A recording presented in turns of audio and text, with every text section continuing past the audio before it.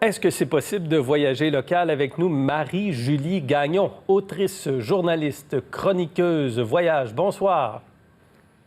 Bonsoir. Alors, nous sommes dans cette période de déconfinement, de réouverture progressive. On a les soutiens du gouvernement qui se multiplient. Est-ce qu'on est capable de voir un peu quelle tendance se dessine pour les vacances d'été?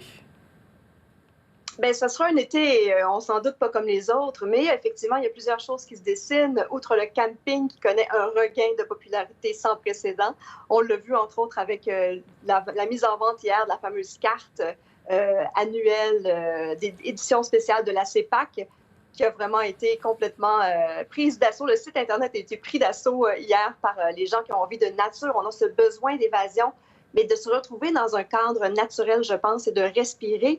Et bon, il y a bien sûr le camping, il y a les road trips, mais une tendance qui se démarque aussi assez nettement pour cet été, c'est celle des longs séjours. On voit les hôteliers, par exemple, qui mettent de l'avant des promotions vraiment très variées, mais qui font en sorte de nous garder un peu plus longtemps sur place. On voit par exemple la 3e ou la 4e nuit gratuite. On voit des nuitées à 50 % dans certains cas aussi. Donc, il y a vraiment toutes sortes de choses qui sont mises en place. On a même vu des forfaits, tout compris, dans des lieux où on ne s'attendait pas du tout à voir ce genre de promotion-là, parce qu'en haute saison, l'été, c'est généralement complet. Il y a beaucoup de voyageurs internationaux. Je pense au Château Frontenac, qui vient de lancer justement une promotion tout compris. Donc, on parle de repas, activités, hébergement, bien sûr, et d'autres petits bonus. Du côté du Germain-Charlevoix, même chose. On propose la formule tout compris pour cet été. Ça vient tout juste d'être lancé. Donc, ce sont des initiatives qu'on n'aurait pas vues, je pense, lors d'une année classique. Oui. Donc, ça fait partie des choses qui sont mises de l'avant. On risque de passer plus de temps.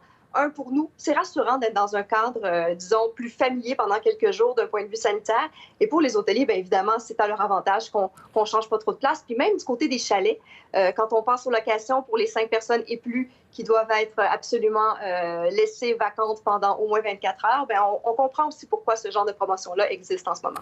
Là, il n'y a pas de voyageurs de l'extérieur, essentiellement. Il n'y aura pas de touristes étrangers parce que la frontière est fermée. Mais comment s'adaptent les voyagistes qui proposent des circuits?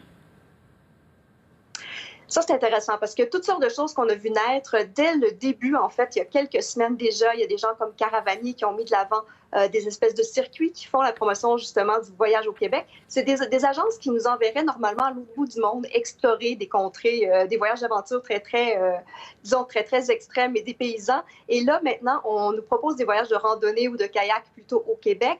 On a vu aussi le gouvernement du Québec qui a lancé le programme Explore Québec sur la route. Dimanche dernier lors d'une conférence de presse de la ministre du Tourisme, Caroline Proulx. Donc ça, ce qui est intéressant avec ce programme-là, c'est qu'on va carrément passer par un forfaitiste ou une agence réceptive pour se procurer un forfait, donc que ce soit en autocar ou un autotour, donc c'est nous qui conduisons, ou alors en train. Il y a toutes sortes de choses qui ont été concoctées par les différents forfaitistes. Et donc, ça nous donne un rabais de 25 % sur ces forfaits-là, donc un programme gouvernemental. Le gouvernement aussi a lancé le programme, le passeport à train. Donc, il va nous donner aussi des rabais sur différentes attractions de notre région ou du reste du Québec. Donc, ça font partie des mesures là, qui sont mises de l'avant un peu pour encourager le tourisme au Québec. Ça a à l'intérêt de tout le monde qu'on voyage chez nous. Puis c'est le moment, plus que jamais, je pense, Oui. de profiter du fait qu'il y a moins de monde pour explorer le Québec. Même s'il n'y a pas de festival, qu'est-ce que ça change, l'absence de festival cet été? Ah ouais. C'est sûr que c'est un gros morceau. Il y a des gens qui voyagent pour les festivals. Du côté de Montréal, effectivement, on ne veut pas de gros rassemblements, il n'y en aura pas. Mais on a vu naître des initiatives intéressantes pour un peu pallier à tout ça. Je pense au festif de Baie-Saint-Paul dans Charlevoix, qui à chaque année est un événement rempli de surprises et tout ça. Il n'y aura pas de festival puisqu'ils sont interdits pendant tout l'été partout au Québec. Par contre, on a concocté des séances d'écoute.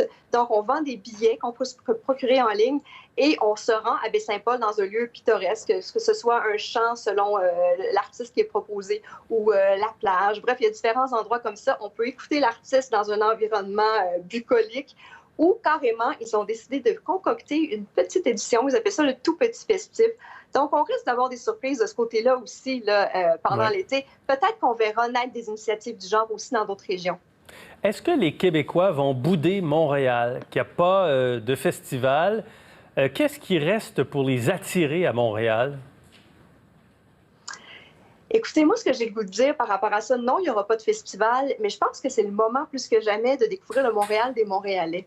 Et quand je pense par exemple aux différents quartiers, même le Vieux-Port, qui est généralement pris d'assaut par les touristes d'un peu partout, on va pouvoir peut-être se balader et le découvrir, disons, plus calmement qu'à l'habitude ou avec un peu moins de monde autour. Parce que le Vieux-Port, comme d'autres endroits, tout est en train de rouvrir.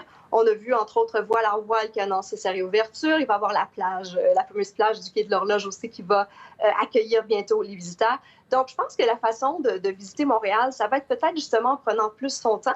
Et pour les gens qui ont envie de voir les musées, c'est le moment plus que jamais de dire, je viens à Montréal, je prends le temps de faire toutes ces visites-là qui m'intéressent. Donc, je ne vois pas pourquoi on voudrait Montréal, même si clairement, on a vu les statistiques, tous on a vu les chiffres qui faisaient peur. Je pense que plus le temps va passer, plus les gens vont être confiants.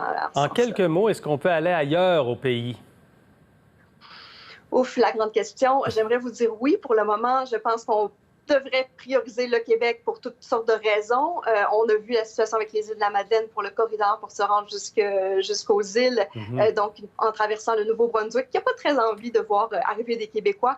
Alors, pour le moment, je vous dirais peut-être essayer de penser plutôt à des vacances au Québec, mais surveiller l'évolution de tout ça. Et s'il y a une chose à retenir de cet été, c'est la flexibilité. Je pense qu'il va falloir s'adapter au fur et à mesure selon les situations, comment elles vont évoluer. Je pense que c'est le seul conseil qu'on peut donner. Et ne prenez pas pour acquis que c'est complet partout. Il y a eu beaucoup d'annulations.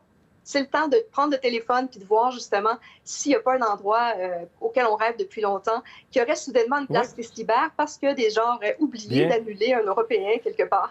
Alors, c'est intéressant parce qu'on vous écoute puis on comprend bien qu'il y aura un été touristique possible. Marie-Julie Gagnon, merci beaucoup. Ça fait plaisir.